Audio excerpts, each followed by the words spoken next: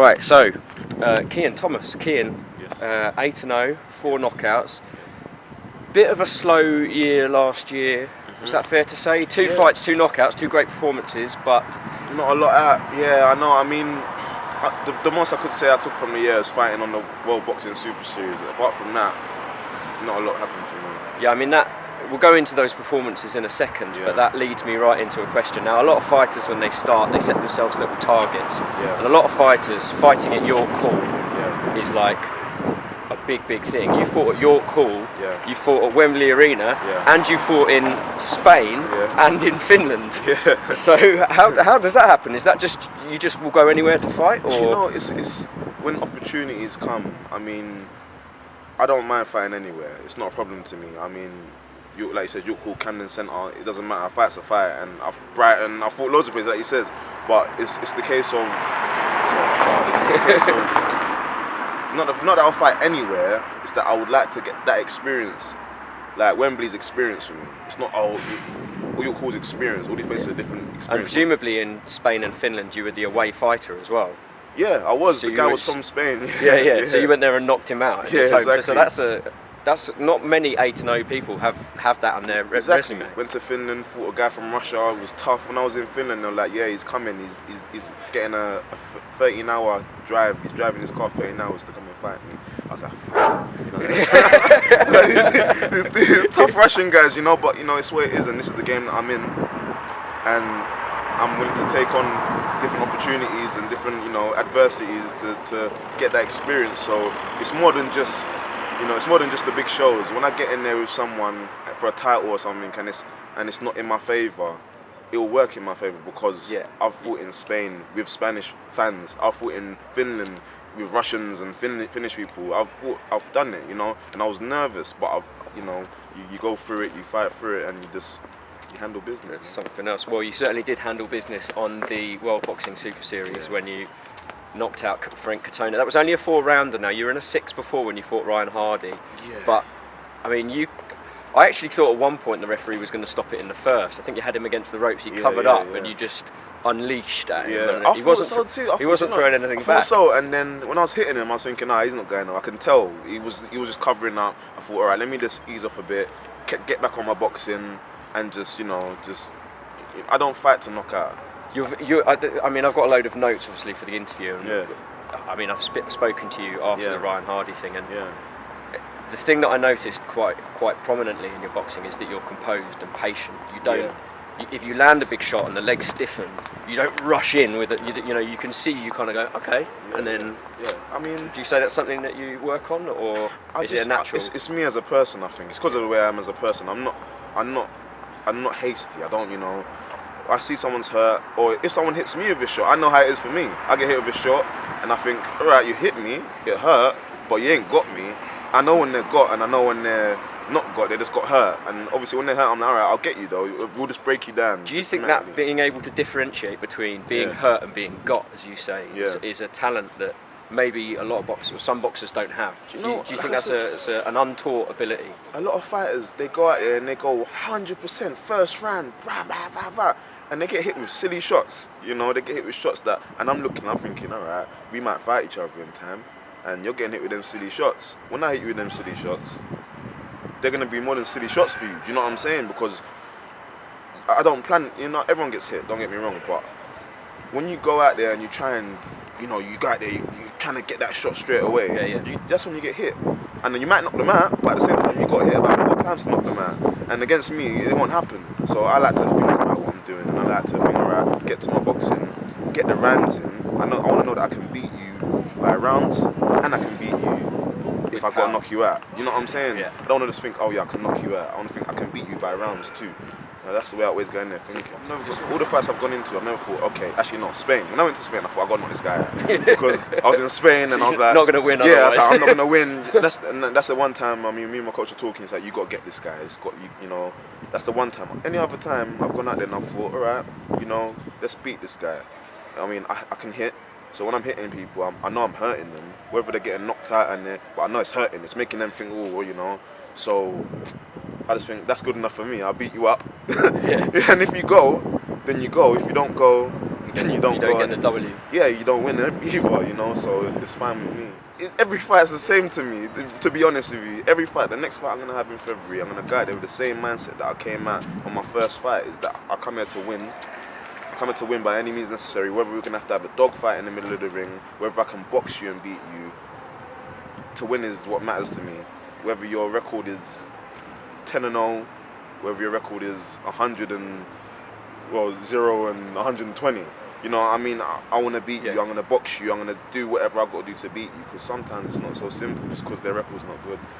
You know what I'm saying? Southern area, I was going to say, Southern area is Louis Green. Yeah, I fought him in amateurs. Did you? Yeah. Who won? Me. I did. No, to be fair, I mean... He's got exactly the same record as tough you. fighter. 8-0 with 4 knockouts. I fought him in the championships, in the semi-finals. Semi-finals? Yeah, semi-finals.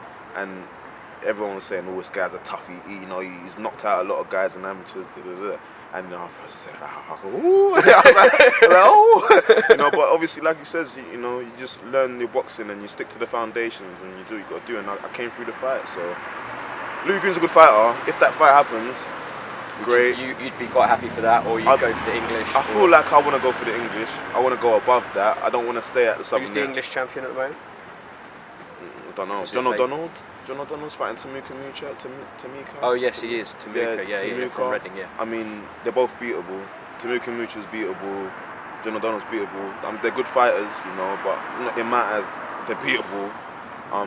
So, yeah, I just, you know, for me right now, this year, first and foremost, is just to get the rounds underneath my belt, you know, just to get the 8-rounders, get the 10-rounders, you know, because that's the difference between them and me right now, is that I haven't done the rounds. I haven't done them rounds that, you know, that can be crucial in the fight. How many 6-rounders have you done now?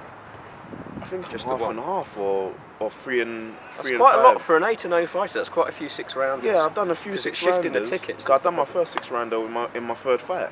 Oh really? Yeah. So I've done a few 6-rounders. This last fight was meant to be a 6-rounder, but they couldn't fit it on. Unfortunately, they said, we can only do you for 4.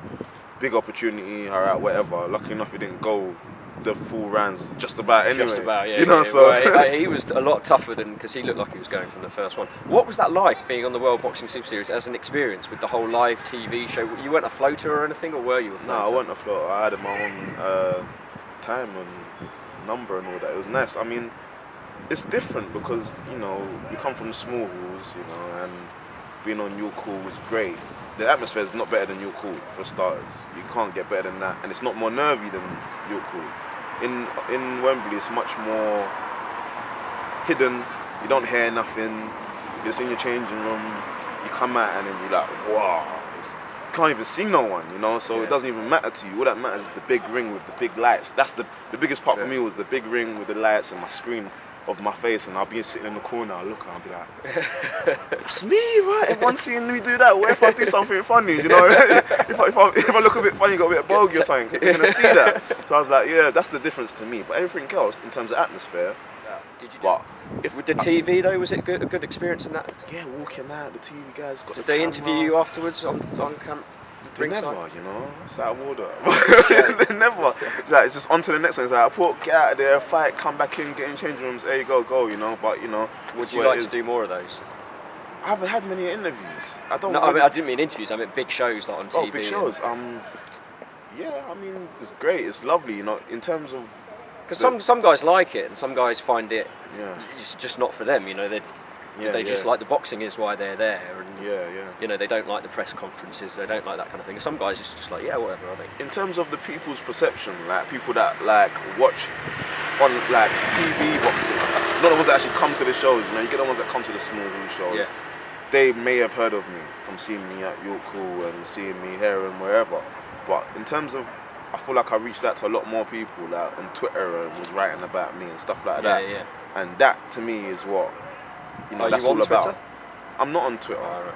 I'm not, but my cousin is, and he was like, oh yeah, you're hashtagging on Twitter, there's a hashtag with your name. I was like, what? I was like, you know, to me, that's the kind of stuff you live for. That's the kind of stuff that makes you want to do what you're doing, and it makes you happy to be doing all the things that make it hard, the dieting and, you know, everything. It makes, when you see stuff like that after a victory, Like it's like, oh yeah. Yeah, nice. you don't want that after you've been flat on the Nah, you don't know one canvas. hashtagging you after you've lost. Obviously, on that big show, the headliner was George Groves versus Jamie Cox. George Groves versus Chris Eubank Jr. coming up. Yeah. How do you see that going? Do you know what? Everyone's saying Eubank, but I think I always have to stick to the boxing. I think people have lost the boxing a bit. Like, because Chris Eubank's a great boxer, don't get me wrong, but he's a good fighter in terms of he's very fit, he's relentless. But I feel like George Groves having the size advantage for starters, the longer arms, I reckon he hits harder than Eubanks. I think that he's going to catch him just boxing him. I think he's going to box him, get on that jab, come with them big right hooks behind the jab, back, keep him at a distance as much as he can anyway. And then he's going to get hit. I think it's going to be hard though. I don't think it's going to be easy. He's going to get hurt. But, you know. You going to watch it? Of course. I wanted to fight on it. Yeah, well, yeah. But, you know, it's what it is. Yeah, there we are. Well, you're not fighting on that. Instead, you're fighting on 10th of February at York Hall. Yes. Titanium, Hellraiser Boxing. Yes. Going to put on a show? Always. I'm looking forward to it. I mean, I love fighting at York Hall. I've come accustomed to all the people there. I know the fighters, the coaches, the people that are there. I like it. It's nice. So I'm looking forward to it. Obviously, last time I was there was February. Had a good outcome. I'm looking to come back and do the same outcome. You know. Where can people get you for tickets and stuff? Come to my Instagram, Kian _tech_Thomas. Same thing for my Facebook. Yeah, man. Just and we'll message put me. the number along the bottom in the course, YouTube man. video, and I'll send that to you as well. Nice one, man. Thank you. I appreciate that. Kian Tech Thomas, Yes. thank you very much for talking to Hellraiser Boxing. Thank you. Cheers, Thanks mate. for coming. That's all right.